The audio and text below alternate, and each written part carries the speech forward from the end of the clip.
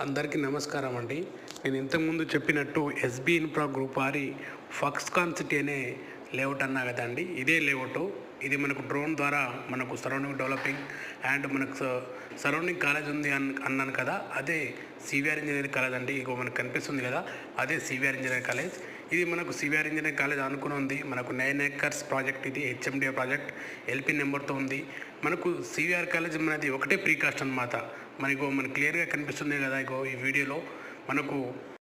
ఇందులో మనకు 150 square yard నుంచి మనకు 600 స్క్వేర్ యార్డ్ వరకు ఉంది.